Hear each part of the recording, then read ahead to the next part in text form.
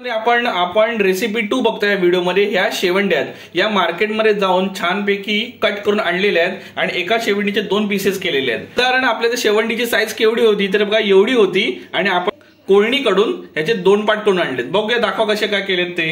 हे बघा राईट, ही अशी होती. आता रेसिपीकडे आपण वळूया.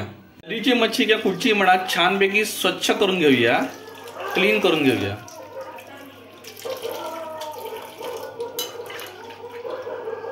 बाजारातून गोळ्यापणाच्या आणलेल्या शेवंड्या ह्याची रेसिपी आणि त्याला लागणारे हे सामान. रेसिपी मध्ये आपल्याकडे काय काय आहे, काय काय सामान लागणार आहे? हे सुकं खोबरं, ओके, लसूण आहे थोडंसं आणि सुकं खोबऱ्याचं वाटण आहे. अच्छा, ही लसणाची पेस्ट आहे, मी फोडणीला देणार, त्याच्याने छान टेस्ट येते. ओके, मसाला आणि हळद, आपला घरगुती मसाला आहे आणि हळद आणि चवीप्रमाणे नंतर आपण मीठ ऍड करणार आणि तेल. मीठ आणि तेल म्हणजे बघा अगदी थोड्याशा मटेरियल मध्ये छान अशी लज्जतदार तुम्हाला रेसिपी दाखवण्याचा प्रयत्न आहे. मित्रांनो, रेसिपीमध्ये शेवटपर्यंत भरून धरा आणि नक्की करून बघा. आपण कढईमध्ये तेल टाकून घेतोय. साधारण किती तेल लागेल आपल्याला? 2 पळी तेल घ्यायचं. 2 पळी तेल. ओके, कढईमध्ये तेल चांगलं गरम करून घेऊया. तेल आपण चांगलं गरम करून घेतलंय आणि आता पुढे काय ऍड ऑन करतोय? थोडं तेल गरम झालंय म्हणून आपण हा लसणाची पेस्ट जरा मस्त अशी परतून घेणार आहोत. त्याच्यात गरम गरम तेलामध्ये लसणाची पेस्ट परतून घेतो.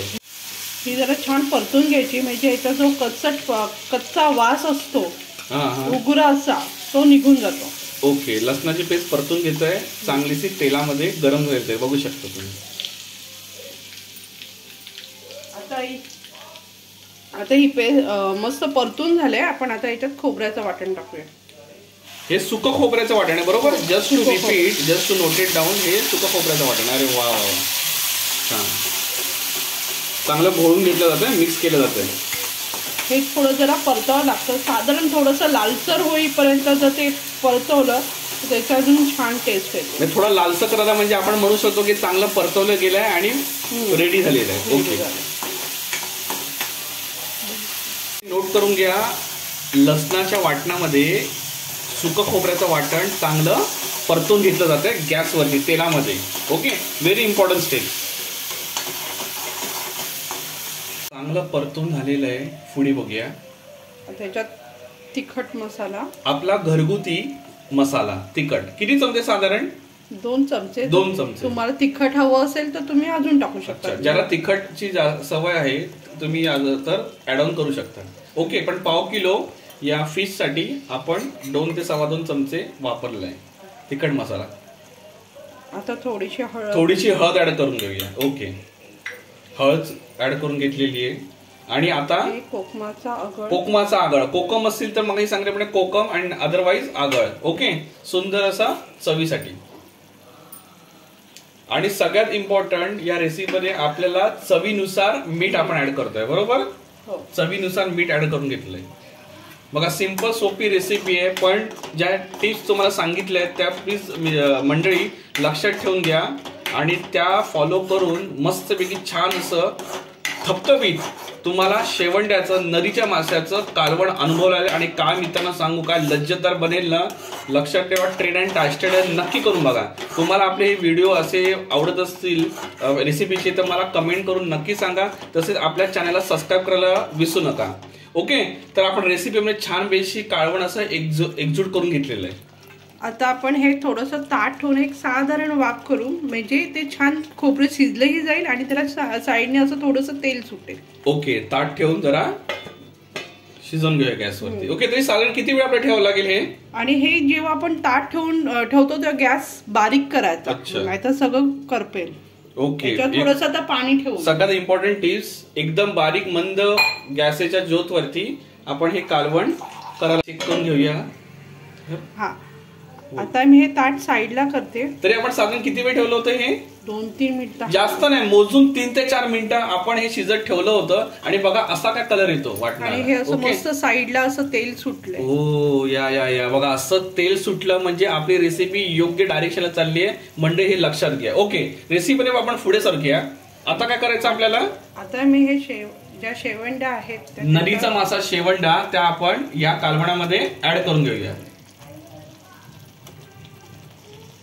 बघा, पाव किलो शेवंड्या नदीच्या गोड पाण्याच्या शेवंड्या या कालवणात रेसिपी स्टेप बाय स्टेप दाखवली. इम्पॉर्टंट टिप्स तुमच्याबरोबर शेअर केल्या आहे. नक्की मंडळी करून बघा आणि तुम्हाला नक्की हे आवडेल. ट्रायड अँड टेस्टेड आहे. हे वरच्या आपण परतून घेतोय बरोबर, म्हणजे मसाला एकजीव करून घेतोय. थोड्या वेळात अजून किती वेळ शिजत ठेवावं लागेल आपल्याला? आता हे मी परत 2 मिनिटं असंच ठेवणार, जास्त नाही, मोजून 2 मिनिटं. 2 मिनिटं ठेवणार. त्याच्यामुळे याला थोडासा ऑरेंज कलर येईल. त्यानंतर आपण त्याच्यात पाणी टाकून मग ते प्रॉपर शिजवणार. ओके, ती आपली फायनल स्टेज असेल. या 2 मिनिटं शिजवून घेऊया. काय कसं काय शिजलं ते बघूया. आता छान वाफ आले त्याला. वाफ काय मस्त आली आणि स्मेल बघ. हा काय सुगंध सुटलाय. आता आपला ऑरेंज कलर आलाय बरोबर, सांगितल्याप्रमाणे साधारण ऑरेंज कलर दिसायला लागलाय. ओके, म्हणजे अजून थोडं शिजायचं बाकी आहे असं म्हणलं. थोडं शिजायचं बाकी आहे. तरी आपण किती 4-5 मिनिटं ठेवलं होतं. अजून एक 2 मिनिटं ठेवूया असं तुझं म्हणणं आहे? हो, हे बघा.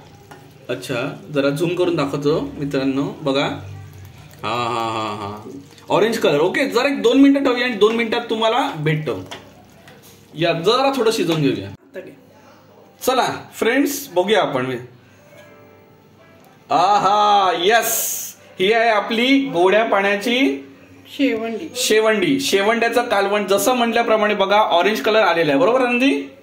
चला, आपलं हे कालवण छानपैकी तयार झालं. थोड्या वेळातच तुम्हाला मित्रांनो ह्याची टेस्ट घेऊन सांगतो आणि तुम्हाला ऑनेस्टली याचं ओपिनियन देतो. ओके, तर ह्या रेसिपी मी तुम्ही शेवटपर्यंत बनवलं, धन्यवाद. थोड्या वेळात आपण ह्याच्या रेसिपीची टेस्ट घेऊया. आणि आनंदी, या रेसिपीवर आपण अजून ऍड ऑन काय करतोय तर भाकरी कसली?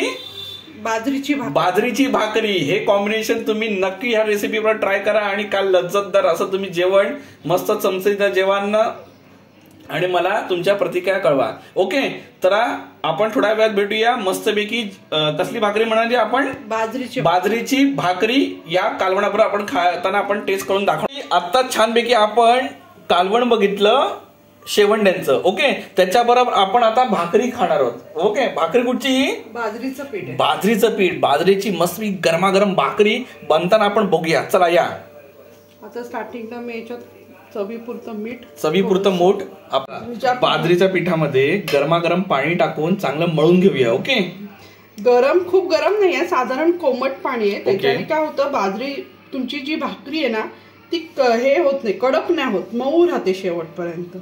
नाही तर काही वेळेस भाकरी आपण केली का अर्ध्या एक तासाने खायला गेला का कडक होते, पण गरम पाण्यामुळे ती मऊ सुत राहते. अच्छा, खूप इम्पॉर्टंट टिप नोट करून घ्या. चला, आपण पीठ जरा एकजीव करून मग नंतर भेटून घेऊया. ओके, तर बाजरीचं पीठ छानपैकी आपण हे भाकरी बनवण्यासाठी मळून घेतलेलं आहे.